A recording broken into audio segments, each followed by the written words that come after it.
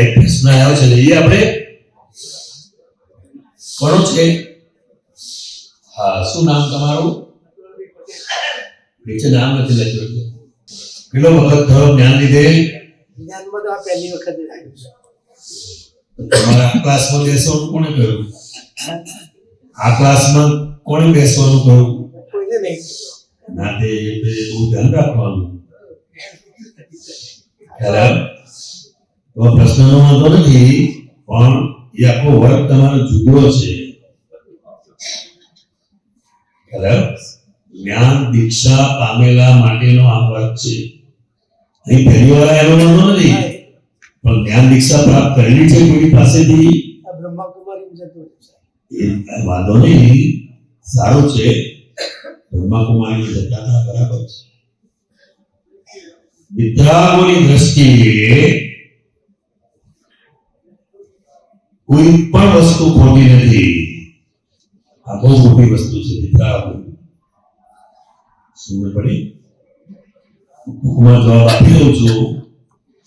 આ તમારો પ્રશ્ન જોઈને જ મને થયું, બરાબર? ત્યાં છે બોર્ડ ઉપર લખેલું છે, જ્ઞાન દીક્ષા નહીં પામેલા માટે અહીં બેસવા. એવી રીતે ફરીથી ત્યાં બેસશો તમે. સૃષ્ટિ ચક્ર કેટલા વર્ષનું છે, હવે જાણી તમને શું ફાયદો થશે? ખ્યાલ આવે ને બધાને કે આ કેટલા વર્ષનું સૃષ્ટિ ચક્ર છે એવી ખબર. તમારું ચક્રનું ધ્યાન રાખો. કેટલા વર્ષ થયા?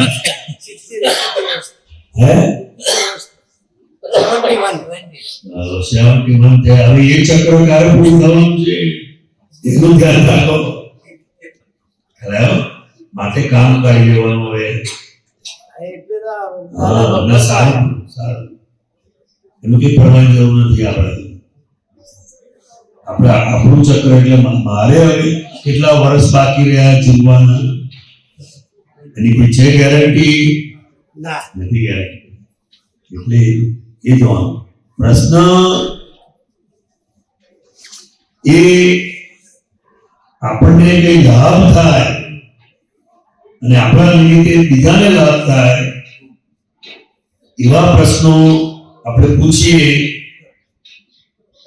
તો એનું કામનું. કર્મ, વિકર્મ, અકર્મ વિશે સમજાવો.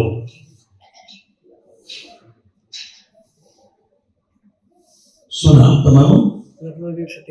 નટવરભાઈ. કયું ગામ? વિસનગર બાજુ. અચ્છા, વિસનગર બાજુ. આપણે કામ કરીએ અને જે કર્મ બનાવે ભાઈ જો પકડાવે તો માઇક પકડી બોલો, વાંધો નહીં. આપણે કામ કરી ના, એને કર્મ.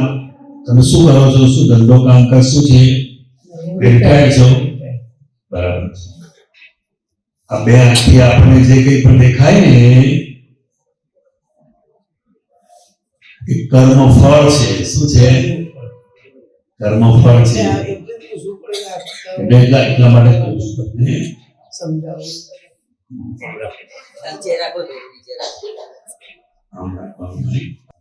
થઈ રહેલી ક્રિયા વખતે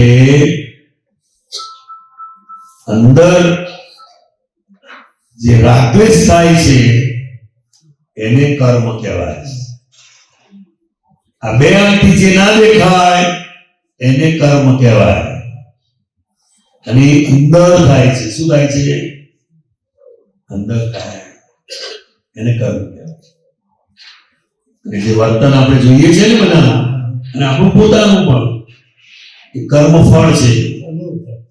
અને કર્મ ફળ એટલે ભોગવીને મુક્ત થવાય, નાસી છૂટવાથી મુક્ત થવાય નહીં. વિકર્મ, વિકર્મ એટલે શું સમજ્યા તમે? ખબર એટલે તો પૂછ્યું. શબ્દ તો તમે લાયા નથી લાયા? આ બ્રહ્માકુમારીમાં આવે છે એટલે. ના ના, બરાબર છે, આવે છે, સારું છે. વિકર્મ એટલે વિશેષ કર્મ. વિશેષ પોતે કશું જ કરતો નથી, છતાં પોતે એવું માને છે કે આ હું કરું છું વિશેષ કર્મ, એને વિકર્મ કહેવાય. અને અકર્મ એટલે ખરેખર કરતા કોણ છે એ જ્યારે એને સમજાય ત્યારે પોતે અકર્તા થાય છે. શું થાય છે? અકર્તા થાય. એનો મતલબ એવું નહીં કે કશું એ ક્રિયા થતી નથી એવું ના કહેવાય. એ ગમે તે ક્રિયા થાય પણ એનો એ કરતા નથી.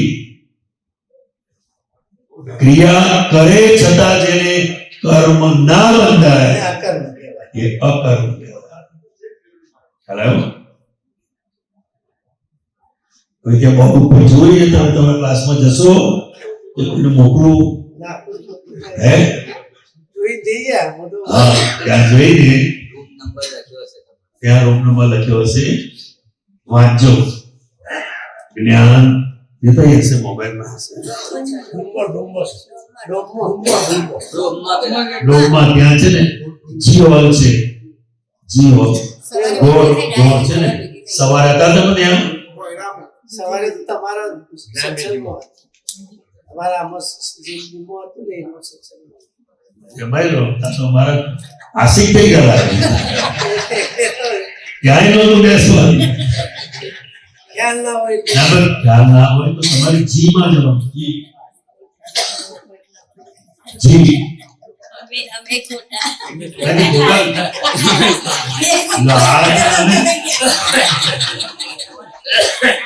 વાંધો નહીં, બેઠા નહીં લો. હા તો બેઠા તો કેવો વાંધો નહીં. હા તમે ત્યાં મોટો જી હોલ છે, જી ડોમ ગોળ મોટું છે, ગોળ મોટું છે ત્યાં જતા રહો. હા તમે એક જી જી કહેજો ને. કાંતિભાઈ એમાં ઘણાય નવા બેઠા છે એ એટલે તો એમને નુકસાન જાય. એટલે સવારે પાછા બધા આ દાંતનું દવાખાનું છે. હવે કાન દુખતો હોય આ બેસશે તો શું લાભ થાય એને? આપણું કયું દરજ છે એટલે આપણે બેહોન નહીં એવી રીતે હા ધ્યાન દોરવું પડે. ટાઈમ તમારે કેવું કે નવા હોય એટલે ને ચોખ્ખું બોર્ડ પર લખેલું છે નાના છોકરાને સમજ પડે. હવે આટલા મોટા વડીલોને શું કહેવું અમારે?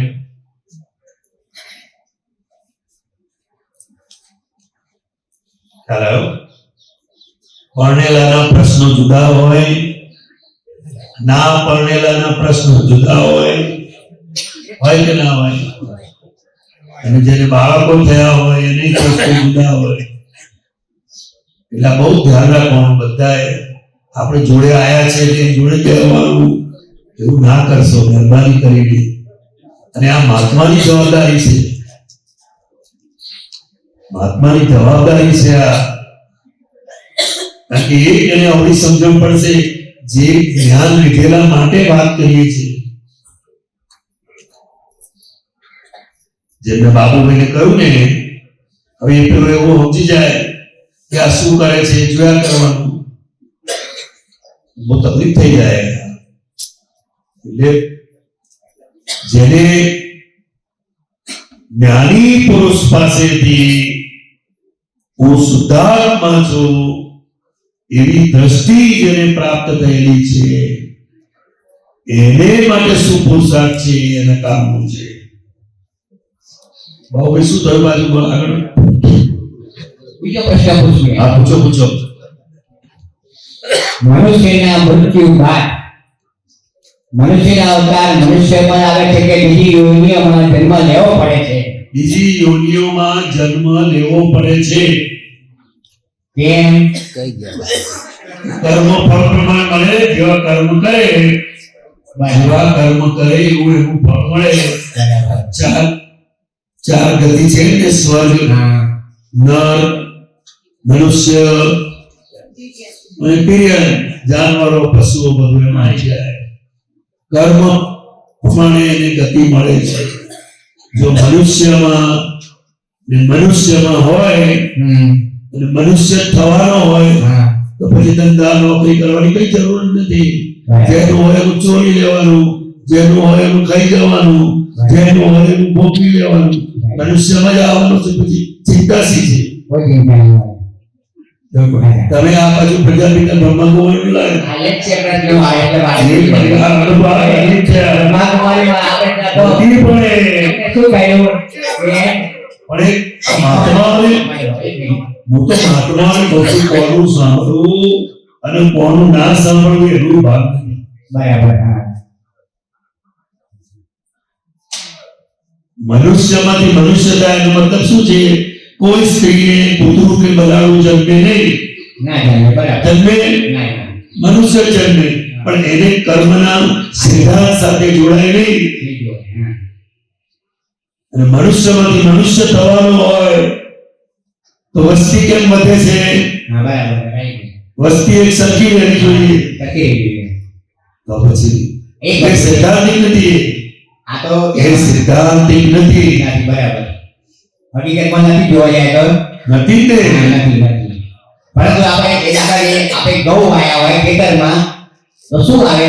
ઘઉં આવે ને જુવાર આવે તો જુવાર આવે બે બાજુનો બાજુ આવે તો ભાઈ મનુષ્ય મતલબ મનુષ્યમાં જ થાય એમ માટે એ કઈ કીધું છે ને, એ કીધું છે કહેવા શું માંગીએ છીએ?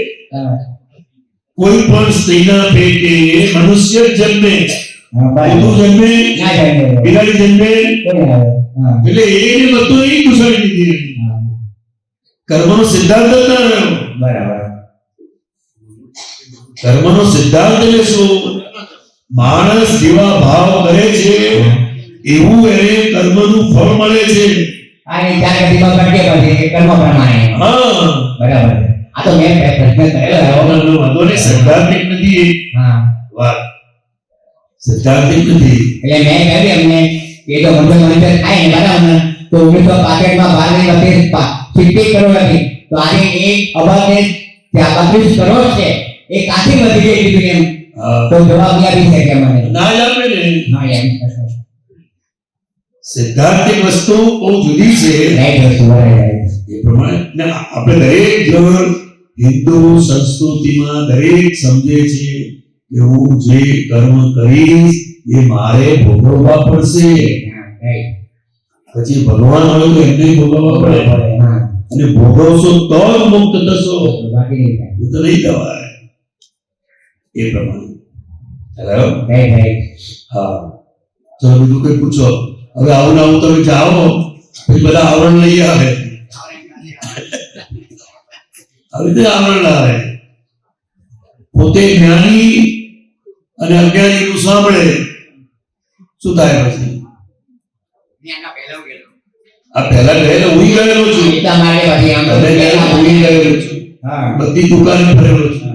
તો સ્વામિનારાયણ કેવો બ્રહ્મકુમારી સ્વાધ્યાયમાં બધામાં ગયેલો હતો છેવટે મને આ દાદા ભગવાન ઉત્તમ લાગ્યું એટલે હું અહીં આવી ગયો હા, બરાબર. એનો કરતા જ એનો જો કોઈ પણ વસ્તુ ખોટી નથી આ સારી બધી સારી છે જો કે એટલે એને કરતા ડેવલપમેન્ટ થાય છે ને. એના પ્રમાણમાં એ લોકો બરાબર છે જેને ખરેખર જાણવું છે કે હું કોણ છું, હા એ જાણવાનું છે એ જાણવાનું એ છેલ્લામાં છેલ્લી વસ્તુ છે. હેલો, અરે એટલે કોઈ ખોટું નથી.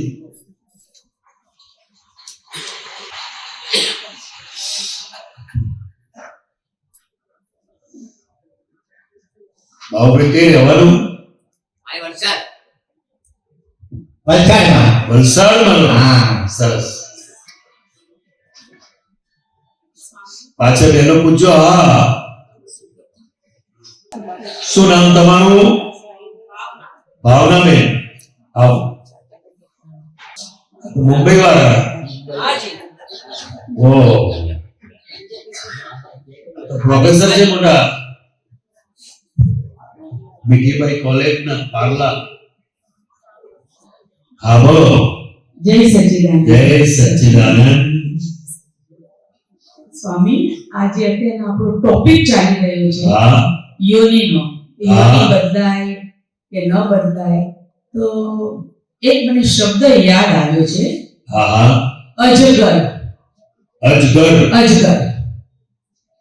હવે કોઈ પણ વ્યક્તિને આપણે એમ કહીએ કે આ બહુ અભિમાની છે, કશાય છે એનામાં હોય, પણ જો એનો ગર નીકળી જાય, ગર એનું અભિમાન એનું બધું ડિઝોલ્વ થઈ જાય તો બચે છે અજ. અને અજનો અર્થ થાય છે બકરો. એટલે મારું એમ માનવું છે કે યોની આખી બદલાઈ ગઈ જો એનો ઘર નીકળી ગયો તો. અજગરની યોની અલગ હતી, એનો ઘર નીકળી ગયો, એ બકરા જેવો થઈ ગયો, આખી યોની બદલાઈ ગઈ. એટલે આપણામાં શક્તિ છે આપણા કર્મને બદલાવી નાખીએ તો યોની પણ બદલી શકે છે. એટલે પોતે જે છે થઈ જાય, શુદ્ધાત્મા થઈ ગયો, જી, તો એના માટે મોક્ષ ગતિ ખુલ્લી થઈ ગઈ. એની માટે મોક્ષ ગતિ ખુલ્લી થઈ ગઈ. તો આપણે એમ કહીએ કે યોની નથી બદલાતી, આ નથી, પણ બધું પોસિબલ છે. કર્મ પ્રમાણે બદલાય છે. જી, 100% કર્મ પ્રમાણે બધું બદલી શકાય છે. બસ એ જ કહેવું. જય સચિદાનંદ. પ્રશ્ન હોય તો પૂછો તમારો. પ્રશ્ન તો તેને સાંભળવામાં અને આ બધું જે હું અનુકરણ કરી રહી છું બહુ આનંદ આવે છે. બરાબર. જ્ઞાની પુરુષો એટલે આ શિબિરો અટેન્ડ કરવાનો બહુ મોટો લાભ છે. બરાબર છે. ઘણો બધો સુધારો થઈ જાય છે, બહુ સુધારો થઈ જાય છે. અહીંયા સમજ કરવાનું છે, બસ સમજવાનું છે, સમજ કરવાનું છે. જય સચિદાનંદ. જય સચિદાનંદ. જય સચિદાનંદ. ગુણની વાત નીકળી ને હે? આજે શુક્રવાર છે ને પેલું હા. ગુણ જોવાના નથી, દોષિત પણ જોઈ લે. તો ગુણ જોવાથી બંધન છે, દોષ જોવાથી બંધન છે. હા. તો મને એમાં એવું લાગ્યું કે ગુણ જોઈએ એટલે એનો મતલબ કે સામાન્ય આપણે કરતા જોઈએ છીએ.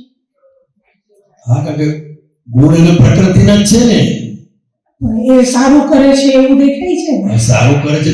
એટલે તમે શુદ્ધાત્મા સિવાય બીજું જોયું, હા, સાદા શબ્દોમાં કહી દઈએ, બરાબર. શુદ્ધાત્મા સિવાય જોયું, કોઈના સારા ગુણો જોયા તો તમને એના પ્રત્યે રાગ ઉભો થશે, બરાબર છે. અને કોઈના દુર્ગુણ જોયા તો એના પ્રત્યે તમને દ્વેષ થશે. જય સચ્ચિદાનંદ. પણ એ શુદ્ધાત્મા જોયા તો તમે શુદ્ધાત્મા થઈ ગયા. બરાબર. એટલે ગુણ જોવા એ કરતા પણ છે. ગુણ જોવા એ કરતા પણ છે, અને પ્રકૃતિના ગુણો છે ને, એ કાયમનો નથી. જ્યારે ગુણ જોઈએ છે તો જોડે જોડે એમાં અવગુણ બીજી બાજુ દેખાશે જ. દેખાશે દેખાશે. અને ઘણી વાર સાહેબ એવું થાય છે કે કોઈના અવગુણ એને મોઢે કહેવા હોય ને તો બીજાના ગુણ ગાઈએ. આમને ત્યાં જઈએ તો બહુ પ્રેમથી રાખે હો, એટલે સામેવાળો સમજી જાય કે આપણે પ્રેમથી નથી રાખતા. એટલે આમાં જે કરતાપણનો જે સામાન્ય કરતા જોઈએ છીએ, ગુણ એના સારા ગુણ છે તો એને કરતા જોઈએ છે કે કેટલું સરસ કામ કરે છે, અને આ સારું કામ નથી કરતા એવી રીતે એને સંભળાવી પણ દઈએ છીએ.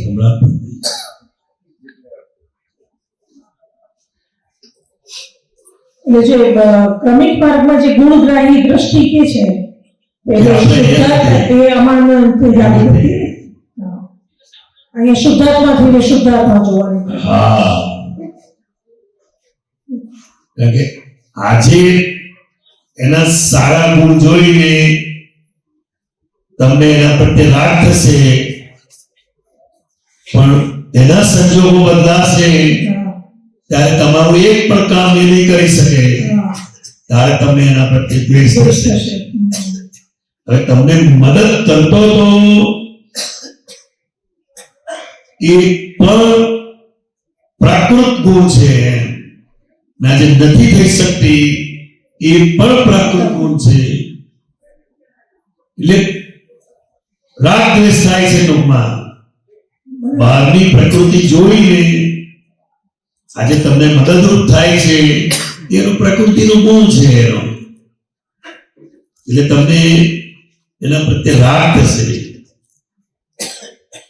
અને સંજોગ વસાત એનાથી નહીં થઈ શકે ત્યારે દ્વેષ થશે. કારણ કે પ્રકૃતિના ગુણો બદલાતા હોય છે, એક સરખો રહે નહીં. આજે દાન આપે બરાબર, પણ એના એવા સંજોગો આવે એને પછી બીજા પાસેથી મદદ લેવી પડે. ખંભાતમાં એક પરિવારે આખી સ્કૂલ બાંધી આપી, પણ થોડા વર્ષો પછી એવો સમય આવ્યો કે એના પરિવારના લોકોને ફીના પૈસા બીજા પાસેથી લેવા પડે.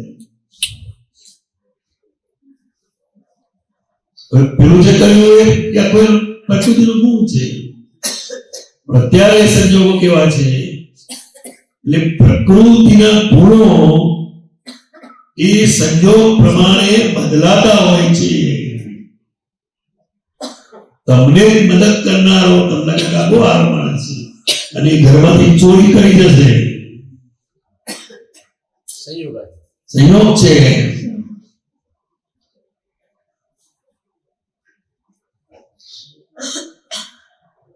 તો સર સર્વે કલ્યાણમૂર્તિ સંકિતાય મહાત્માઓના સર્વોત્કૃષ્ટ સદગુણો મારા એ આખું રિલેટિવ રિયલ છે, સાથે છે. આપણે નિગ્લેક્ટ નથી કરતા. બરાબર છે. કારણ કે આ કયા ગુણોની વાત છે તો કે જ્ઞાની પુરુષના જે ગુણો છે એમાંનો એક ગુણ ટોપ મોસ્ટ એ મહાત્માની અંદર છે, બરાબર છે. અને એ ગુણના એવિડન્સના આધારે એને જ્ઞાની પુરુષનો યોગ થયો છે. બરાબર છે. એના આધારે યોગ થયો છે, એમ નથી. જેમ જ્ઞાની પુરુષના અનંત ગુણો છે, હવે એમાંનો એક જ ગુણ એ વ્યક્તિની અંદર છે જેના આધારે વ્યવસ્થિત શક્તિ એ જ્ઞાનીનો યોગ કરાવે છે. શું વાત છે. બધાને નથી થતો હોય, અને ચરણવિધિ એ રિલેટિવ રિયલ છે. બરાબર છે. બરાબર છે. ચરણવિધિ આ જો કોઈ મહાત્માનો સારો ગુણ છે એ આખી વસ્તુ તમે જુઓ એનો વાંધો નથી, પણ એ પ્રકૃતિ ગુણ છે એ આપણે અંદર લક્ષમાં રહેવું જોઈએ. એટલે સામાન્ય રીતે ગુણ ગ્રાહ્ય વસ્તુ જુદી છે અને એના શુદ્ધાત્માના દર્શન કરવા એ આખી વસ્તુ જુદી છે. બરાબર છે. એટલે મુક્ત થવું હોય, તમે સારો ગુણ જોશો તો તમે એવું કરવા જશો, હા. ને તમારું વ્યવસ્થિત એવું છે નહીં એટલે વસ્તુ બની. મુક્ત કેવી રીતે થવાય તો કે મુક્ત એ જ્ઞાની પુરુષની આજ્ઞાની સમજનું પરિણામ મુક્ત છે એવું છે. બરાબર છે. સ્વરમણતા જે છે હે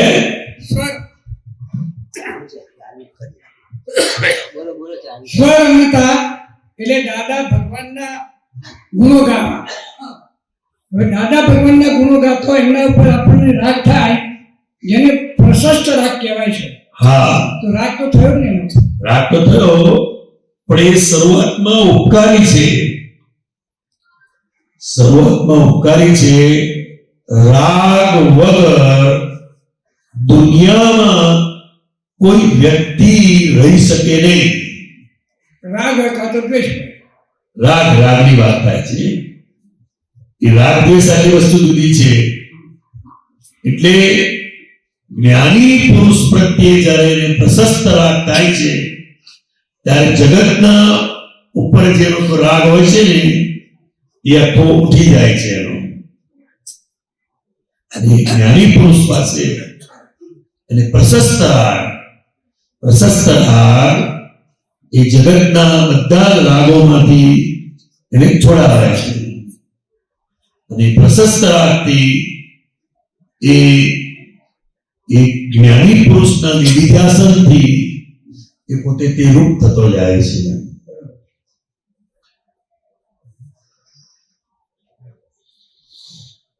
હા, એટલે હમણાં આપણે પેલું વાત કરી કે ભાઈ સંજોગોને અધીન હા કરે છે. તો અત્યારે કળિયુગની વાત છે અને અત્યારે આટલું બધું દુરાચાર, ભ્રષ્ટાચાર, બધું જાત જાતના ગુના, પછી આ આપણે વાત કરી કે ભાઈ કામવાળી બરાબર કામ નથી કરતી, આમ છે તેમ છે. તો એ બધા સંજોગ અત્યારે એવા ભેગા થાય કે દરેક વસ્તુમાં કોમ્પિટિશન, વસ્તી એની બધી છે. દરેક એક તમે કામવાળી માગો ને તો 10 મળે સામે. એવી રીતે દરેક વસ્તુમાં આજે આ નોકરીઓમાં એવું થઈ ગયું. નોકરીઓમાં બધા ભ્રષ્ટાચાર એટલા માટે, કારણ કે એક માગો તો 50, 100, 500 ઊભા હોય, એટલે પછી ભ્રષ્ટાચાર કરવાનું પેલાને મન થાય છે. એટલે ખરેખર હકીકતમાં આપણને એવું છે કે આપણને આ સંજોગોને આધીન છે એ સમજાતું નથી. સંજોગોને અધીન આ બધું થઈ રહ્યું છે એ ખરેખર સમજાતું નથી, એટલે આપણને સામેવાળાના દોષિત દેખાય છે બધા. એવું બને ને, એવું થયું ને. દોષિત છે નહીં, આપણને જોતા આવડતું નથી. જોતા નથી આવડતું, એ બધું ચોખ્ખું કરે છે. શું કરે છે? ચોખ્ખું કરે છે. હા, કોઈ પણ મકાન બાંધવાનું હોય ને, સૌથી પહેલા ગટરનું આયોજન કરવું પડે.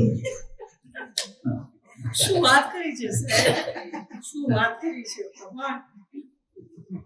સમજ પડી? હા, આ બધા ભ્રષ્ટાચાર ને આ રીતે બધા છે ને, એ બધું આ ચોખ્ખું ને ચોખ્ખું રાખે છે. અચ્છા. ઓહો. અને આ કાળનો વ્યવહાર છે આ. એને તમે સાચા ખોટામાં ના લઈ જાઓ, હા. સાચા ખોટામાં ના લઈ જાઓ. આ કાળનો વ્યવહાર સમજી જાઓ ને તમે. આનો વ્યવહાર છે, બરાબર. બસ. હા, એમ બરાબર છે વ્યવહાર. રસ્તામાં પોલીસે તમને પકડ્યો હમ. તો હવે એને 500 રૂપિયા આપીને તમે છૂટો છો, તો એ ભ્રષ્ટાચાર નથી. એ ભ્રષ્ટાચાર નથી. આ વ્યવહાર છે કળિયુગનો. કળિયુગનો વ્યવહાર છે. હવે તમારે પાછા 500 સામે બીજું 500 ની સામે એના કરતા વધારે નુકસાન થાય એવું છે, તમને વધારે રોકાય તો. હા, તો એ તો બુદ્ધિ તમને જ્ઞાન આપશે ને એ વખતે. ને પેલા સાહેબે સમજતા જ હોય, એને તમારા પીયુસી સાથે લેવા દેવા નથી, લાયસન્સ સાથે લેવા દેવા નથી, તમારી ગાડી નેમ પ્લેટ સાથે લેવા દેવા નથી. બસ. હા, એટલે છેલ્લે તો એક જ વાત આવી કે બધું સંજોગાધીન જ છે. અને એને સંજોગોને આધીન છે. આપણું જ્ઞાન શું કે છે, તમે કેમ પકડાયા? બસ. જ્ઞાન તો પોતાને જ પકડે છે, પેલા નથી જોતા હે. હા, તમે કેમ પકડાયા? હા, ભૂલ આપણી. એટલે આપણે આ કાળમાં આયા છે, આપણે આ કાળમાં આયા છે ને. હા. એ તો આ સંડાસ છે, બાથરૂમ છે, આ ગટર લાઈન છે, એ બધું છે તો ઘર ચોખ્ખું. એવું આ બધું સાફ સુથરું એવું ભેગા થાય. ત્યારે બધું ચોખ્ખું થઈ જ રહ્યું છે. હા, આ બહેનોનો દાગીના પહેરવાનો મોહ કેટલો બધો ઓછો થઈ ગયો. કેમ? હવે કોઈ પેરેન્ટ નીકળતા નથી ઘરમાં.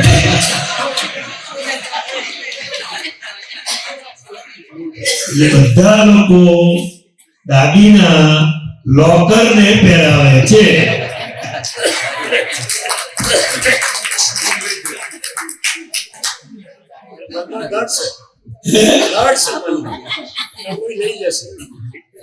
ઘર છે ને.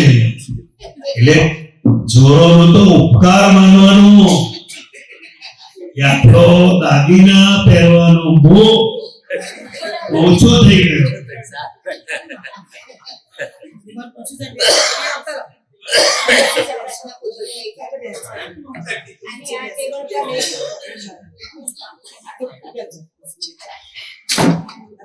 એટલે એવું બોલશો ને, આ વ્યવહાર છે.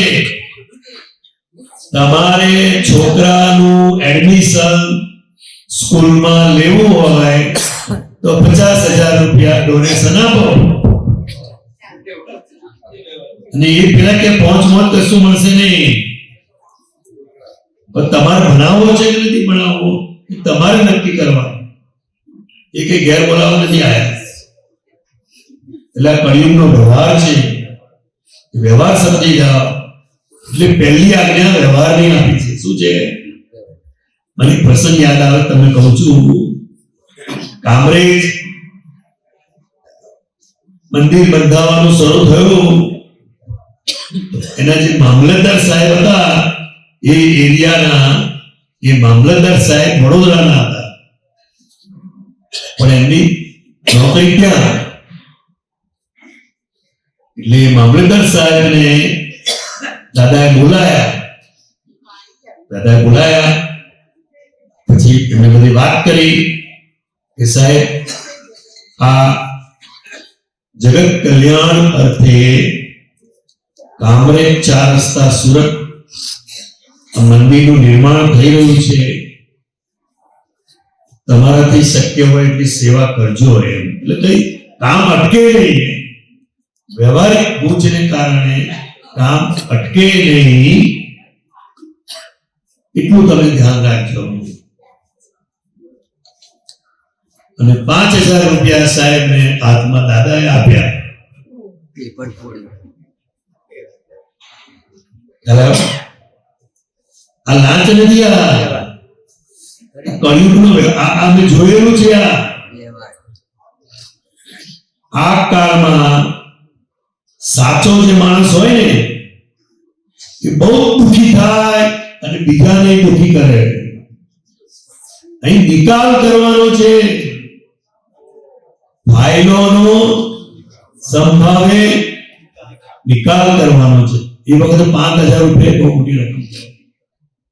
અને સાહેબે પણ ના પાડી, દાદા કે ના રાખો, તમારે કોઈ કામ બીજા પાસેથી કરાવવાનું થાય તો એમાં વાપરજો એમ.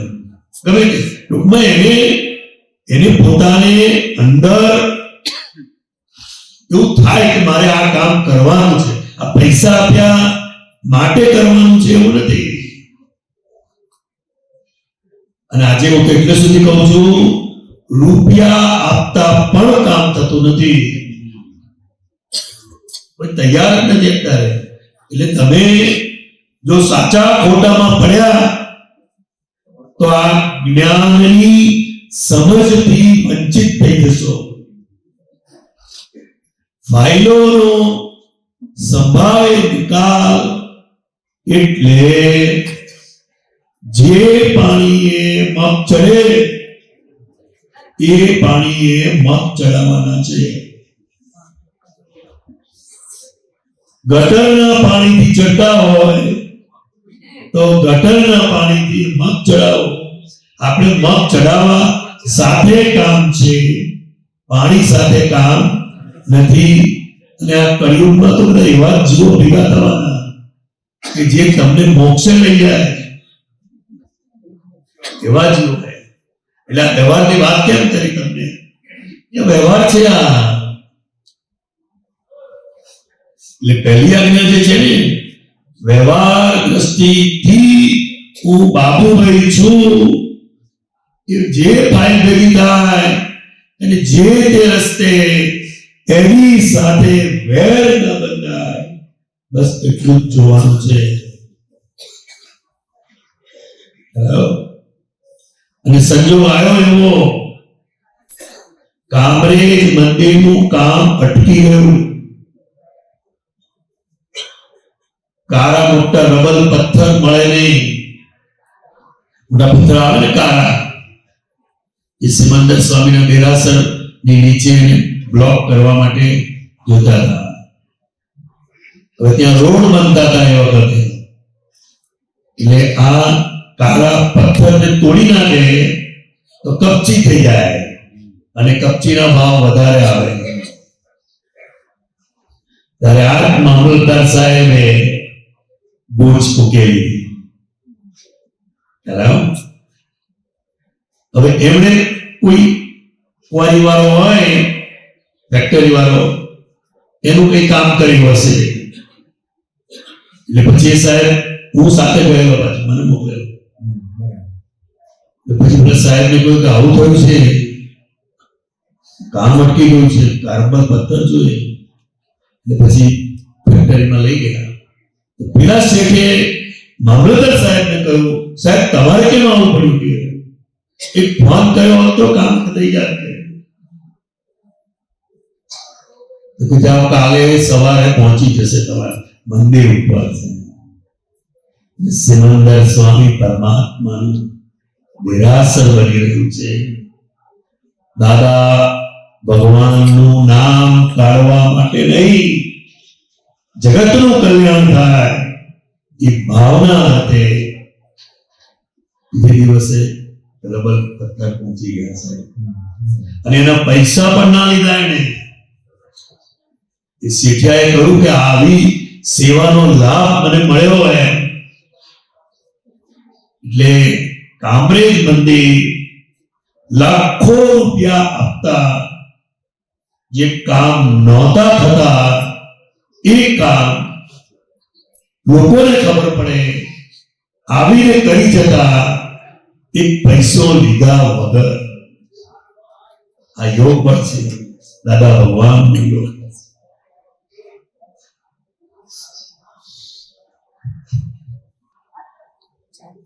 હા બોલો, આમ માઇક રાખો. શું નામ તમારું? મધુબેન, ક્યાંથી આવો? અમદાવાદ. બરાબર, બોલો. હું શું કહું છું હા કે મારી નાની બેન છે ને એ બ્રહ્માકુમારીમાં જાય. બરાબર છે. એ શું કે એમ કહેવા માંગે છે કે એમ કે જે શિવ ખરા ને એમ એ આપણા બાપ છે, એમ આપણા બાપ છે. અને એમ કે આ જે કળિયુગ આવે છે, જે આ માણસો બધા મરી ગયા એ બધા આ કળિયુગ કહેવાય, એમ એવું કહેવા માંગે છે. તો દરેક અવતારમાં માણસો તો મળે જ છે ને. હા. એનું આયુષ્ય કર્મ પૂરું થાય ત્યારે એ વ્યક્તિ મરે, તે સિવાય મરે નહીં. તે સિવાય મરે નહીં. બરાબર? બસ આ જ્ઞાન છે ને કોઈ સાથે સરખામણી કરવા માટે નથી. આપણને સમજ પડવી જોઈએ મારે જે વસ્તુ જોઈએ છે એ આ દુકાનમાં નથી, એ વેપારને વળવાનું તમને સમજ પડવી જોઈએ. એટલે આને અક્રમ વિજ્ઞાન કહે છે. શું કહે છે? જે કોઈ પણ શાસ્ત્રમાં છે નહીં એનું નામ અક્રમ વિજ્ઞાન. એટલે કોઈની જોડે સરખામણી કરતા નહીં, એને વિરાધના કહેવાય છે. તમે કોઈનું સાંભળી ના તો દાદા જેવું બોલે છે આટલું તમે કશે નહીં તો એ જ્ઞાનની વિરાધના છે કે તમે શું પ્રાપ્ત થયું છે એનું ભાન નથી. એટલે કોઈ વાદ વિવાદમાં નહીં પડવાનું. એક જ વાક્ય વ્યવહાર દ્રષ્ટિથી કરેક્ટ છે, એ જે માને છે એનું ખોટું નથી. જ્યાં સુધી એનું વિઝન હોય ત્યાં સુધી હોય. એમ કહો હું મારી કુળદેવીને પ્રાર્થના કરું છું. આ તો કરવી જ જોઈએ. અને એ છે ને તો એ બ્રહ્માકુમારીમાં જ જાય છે, એટલે એ શિવ બાપાને જ ભજે છે. એનો માનો એટલે મને શું કહે છે કે બધું મૂકી દો અને એમ કે શિવનો ભજો. અમે કીધું ના, મારા કુળદેવી છે એ શિવ સાચા શું છે. એ જ ખબર નથી. હા. શિવ શું એને તમે પૂછો ને, શિવ શું એને ખબર જ નથી. ખબર જ નથી. તો ખબર નથી તો શા માટે એવું કહે છે? એનું જ કે ને, શિવ એટલે જ્ઞાની પુરુષ. હું જ્ઞાનીની ભક્તિ કરું છું, એ જ શિવની ભક્તિ છે. હવે એને કઈ રીતે સમજાય? શિવ એટલે કલ્યાણ સ્વરૂપ. જ્ઞાની પુરુષ પોતાનું કલ્યાણ કરીને બેઠા છે અને અનેકોના કલ્યાણના એ પોતે નિમિત્ત છે. એ નિમિત્ત છે. જય સચિદાનંદ. જૈન ધર્મની અંદર હા સાધ્વી બાહુભાઈ આયા. સારિકા એ પોતાના ચરણ સ્પર્શ કોઈને કરવા દેતા નથી. શું કારણ? મેં કશું માલમ નથી. દુકાન જ ખાલી છે તો પગે લાગનારનો અહમ વધશે અને જેને પગે લાગે છે એનો અહમ વધશે બરાબર. કે હું કઈક છું. નારાયણ. સમજ પડી? એટલે દેહાદ્યાસ છે એને. શું છે એને? એ આયા પોતાનો દેહાદ્યાસ છે. અજ્ઞાનતા ઘણી છે. હા, કારણ કે એની અંદર શું છે? મને પગે લાગે છે. ના એક મિનિટ એને જે પ્રમાણે છે. અને આ બધું વસ્તુ કેવી છે? કોઈને પણ તમે અંગૂઠે અડો ને અથવા પગને અડો તો એની જે શક્તિ છે એ તમારામાં ટ્રાન્સફર થાય છે. રાઈટ દુકાનમાં માલ છે અને ખાલી થઈ જાય. એટલે કેટલાય સંતો સાધુઓ બે ત્રણ એજન્ટ રાખ્યા હોય ઉભા રહે, દૂરથી દર્શન કરો. પરંતુ હા, નીરુમાં અડધી મિનિટ સુધી આપણને કપાળે પણ અંગૂઠો અડાડીને આશીર્વાદ આપતા હતા. એનું શું? તો એમને પૂછવાનું આપણે હતું ને. તો ભાઈ આમ જો આપતા ના હોય એવું હોય તો ભાઈ એ નીરુમાનો ભાઈ જ્ઞાન તો ઘટી જ જાય ને એવું હતું. આ તો ઘટી જ જાય ને. આમ ઘટે વધે ઉપર ને. એ વાત અમે કરો છે. તો પછી પ્રશ્ન શું કરવા પૂછો છો? એટલા માટે પૂછ્યા. એટલે મેં કેમ પ્રશ્ન કર્યો એક નહીં. હવે આપણે વાત કરીને તો છું આમાં ટીકાના રૂપે નથી કરતો. અમે આ ભૂલ કરતા હતા દાદા ભગવાનની હાજરીમાં નીરુબેનના અંગૂઠે અડીને વિધિ કરતા દાદાએ જોયું ને વાળ ફળી ને ઊંચો કરી નાખ્યો એને. બરાબર. સમજ પડી? હા. આ વ્યવહાર ના હોય. વ્યવહાર ના હોય. અને કોઈ પણ વ્યક્તિ કઈ પણ કરે છે એની જોખમદારીની જવાબદારી છે. દાદા ભગવાન કરતા હતા એ આખી વસ્તુ જુદી છે. દાદા તો શું કે છે? અમે તો બ્રહ્માંડના સ્વામી છે. અમારે તો આવક જ એટલી બધી છે. આવક એટલી બધી છે, લૂંટાય એટલું લૂંટજો. લૂંટાય એટલું લૂંટજો. એટલે આપણામાં જે શક્તિ ખૂટતી હોય ને જ્ઞાન સમજવા માટે બધા આવરણો તોડી નાખે. જ્ઞાની પુરુષના અંગૂઠામાં એટલું બધું છે. હવે એટલે મારા ઘરની બાજુમાં એક જૈન ભાઈ રહે છે. તેનું નિધન થઈ ગયું. જ્યારે બેસવું હતું ત્યારે સાધ્વી મહારાજ આવી ગયા. ત્યારે બધા બેસવું પૂરું થઈ ગયું ત્યારે બધા આશીર્વાદ લેવા ગયા. હું પણ ગયો હતો છેવટે. તે મારી ફિંગરપ્રિન્ટ ઉપર હાથ અડી ગયો. તે મારા પર ગરમ થઈ ગયા. ભાઈ તું એ નિયમ આ વ્યવહાર સાધુઓમાં આ વ્યવહાર નથી. બરાબર. હા સાધ્વીજી હોય, મા સતીજી હોય, નાના બાળકને પણ ભૂલથી અડી જવાય ને તો એને ઉપવાસ કરવો પડે. અચ્છા એવું છે. એના નિયમો હોય. બરાબર.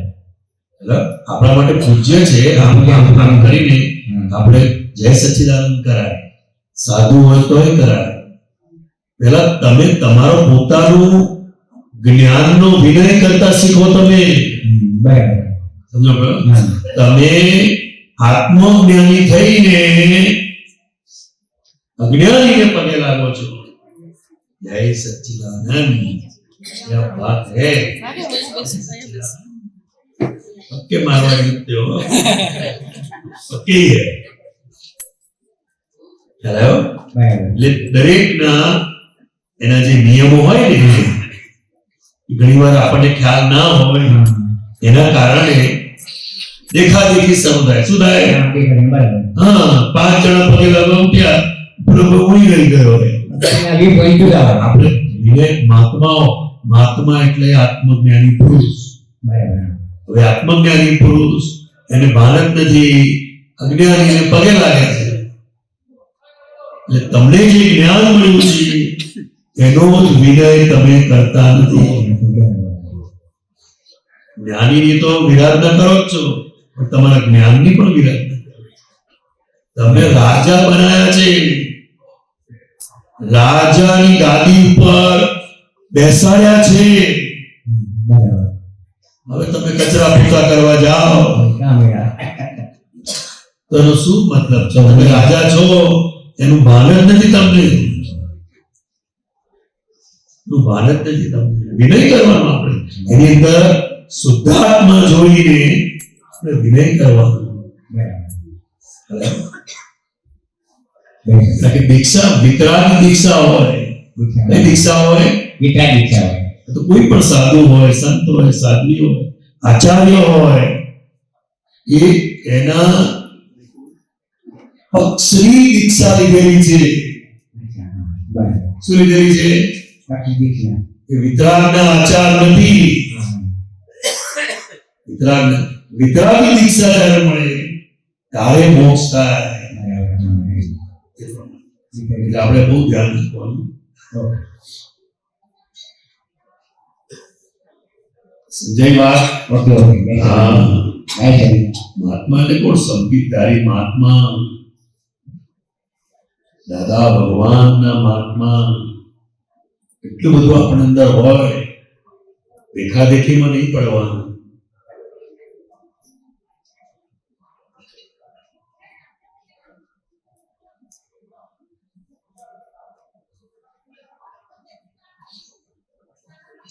કપડા બદલવાથી દીક્ષા નથી થતી. દ્રષ્ટિ બદલાય એને જ્ઞાની પુરુષ દીક્ષા કહે છે. કોને દીક્ષા કહે છે? હા, જેમ તમે હું બાબુભાઈ છું એવું પહેલા માનતા હતા. Wrong belief. અને તમને જ્ઞાની પુરુષની કૃપાથી હું શુદ્ધાત્મા છું એવું ભાન થયું. એને મહાવીર સ્વામી દીક્ષા કહે છે. કાળો કોટ પહેરવાથી વકીલ થઈ જવાતું હોય તો જોયું તું શું? પણ વ્યવહારમાં જે ચાલતું હોય એને આપણે વ્યવહાર માન્ય કરવું પડે. પણ ભગવાન કોને માન્ય કરે છે એ પણ આપણે અંદર સમજી રાખવાનું. આ વસ્તુ છે.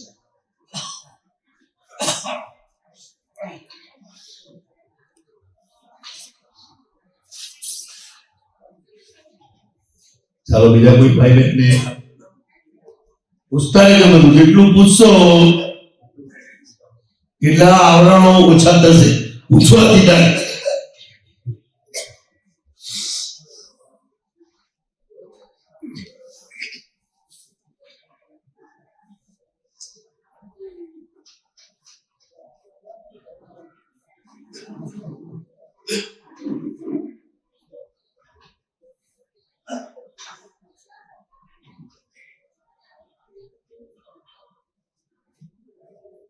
માઉન્ટ આબુમાં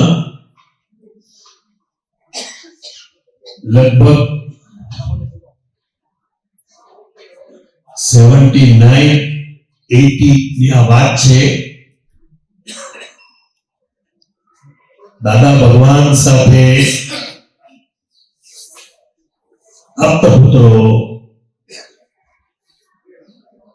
શિબિર કો સત્સંગ કો જે હોય દાદા ભગવાન સાથે એક અઠવાડિયું જોડે રહેવાનું હતું. અને પ્રજાપિતા બ્રહ્મા કુમારી વાળા ઓમ શાંતિ એ લોકોને ખબર પડી. એ લોકો ત્યાં આવ્યા. ત્યાં પધારવા માટે આમંત્રણ આપ્યું, જમવા માટેનું પણ આમંત્રણ આપ્યું. અહીંયા જ રહો તમે બધા એવી પણ એમને વિનંતી કરી. પણ આપણે સૌથી પહેલા બધું બુકિંગ થઈ ગયેલું રહેવાનું એટલે બદલાય નહીં. પણ એકવાર આવશું કે અને એ ત્યાં આખું જવાનું થયું. દાદા ભગવાને એક જ શબ્દ કહ્યો,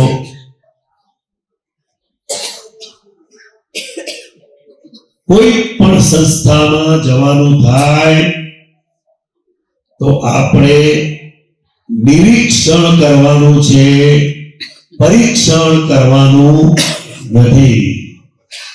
આપણે કોઈની પરીક્ષા લેવા માટે ત્યાં જતા નથી.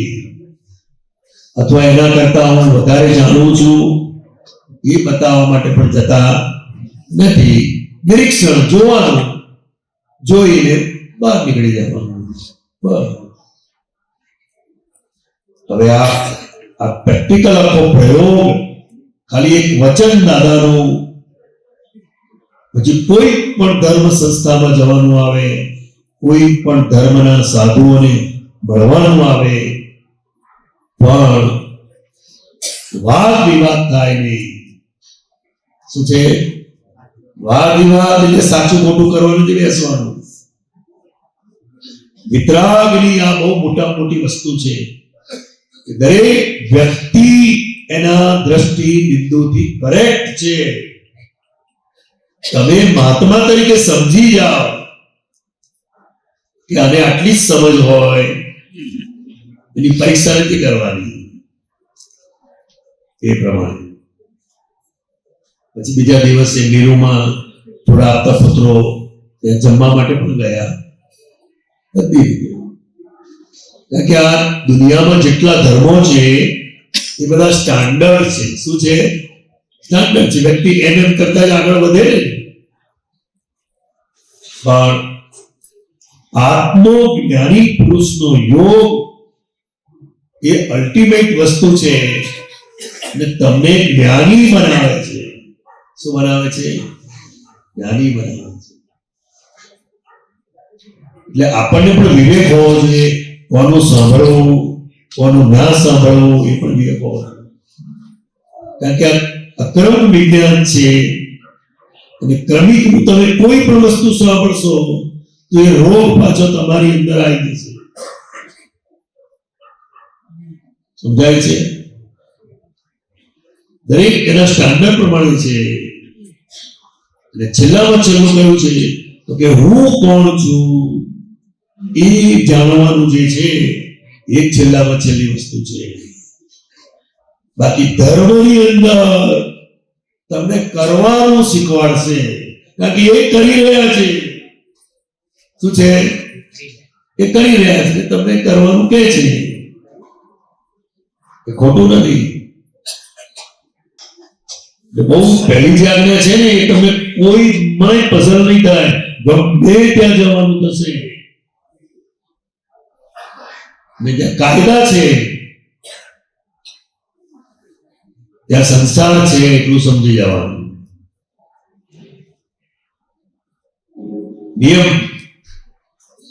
નિયમ ત્યાં સંસાર અને સંયમ ત્યાં મોક્ષ. એટલે નો લો રાખ્યું છે. શું રાખ્યું છે?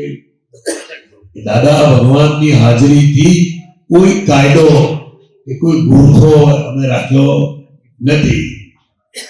તમને જેમ અનુકૂળ આવે એ રીતે તમે બેસો શાંતિથી અને આ વાતને સમજો. જેટલું સમજાશે એટલો ઓટોમેટિક શુદ્ધાત્માનો અનુભવ થયા જ કરશે.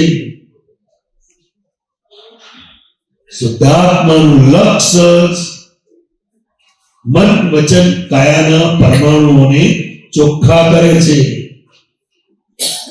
તમે ચોખ્ખા તરીકે રહો તો હું શુદ્ધાત્મા છું. બસ નિશ્ચય નિર્ણયથી હું કેવળ શુદ્ધાત્મા છું. આ દ્રષ્ટિ અજ્ઞાન દશામાં ભરેલા પરમાણુઓને ચોખ્ખા કરીને મોકલે છે.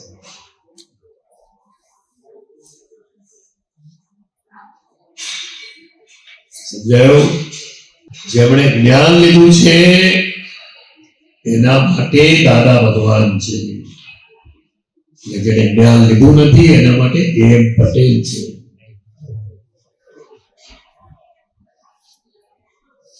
એટલે જ્યાં ને ત્યાં આની વાત કરવાની હોય નહીં.